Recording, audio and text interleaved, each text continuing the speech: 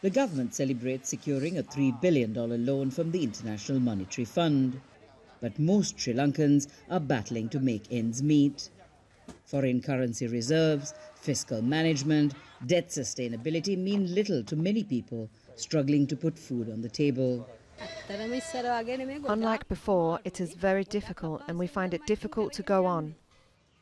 Things are so difficult now, and when you think of the cost of living has really gone up. I don't know what's going to happen in the future. Given the money we invest, we can't get a proper return. It was different before, but making a profit is very difficult. A series of bombings in 2019 and the pandemic, coupled with economic mismanagement, corruption, and unsustainable debt, have pushed Sri Lanka into its worst economic crisis since independence in 1948.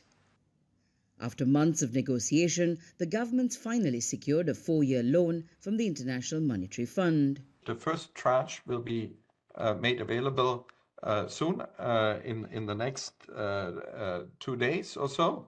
And going forward, disbursements will be tied to reviews that take place every 6 months. The loan comes at a price, with the government forced to impose a major austerity drive to secure it. This includes taxing more people and introducing higher tax rates. The price of electricity and water have risen, and fuel costs almost 3 times as much as it did 2 years ago. President Ranil Wickremesinghe addressed the nation on Tuesday. Approving the loan certifies that Sri Lanka has the ability to restructure its debts and will no longer be considered a bankrupt country. We can resume normal transactions and remove import restrictions as our foreign currency situation improves. Cracking down on corruption and improving fiscal management is a major part of the program and central to the reform the IMF has insisted on. There's an importance to improve the fiscal institutions, in particular public financial management, which is to improve how the public money is spent, either from tax revenues or financing from lenders like us.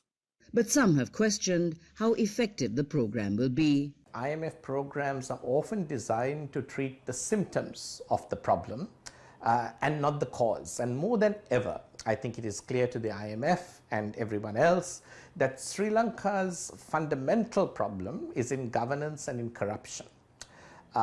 This program, as it's been published, fails to engage that causal issues in the country. The IMF bailout will provide much needed funds to allow Sri Lanka to buy essential goods and help struggling businesses. But analysts say much still needs to be done to allow Sri Lanka to begin to recover. Minelle, Fernandez, Al Jazeera, Colombo.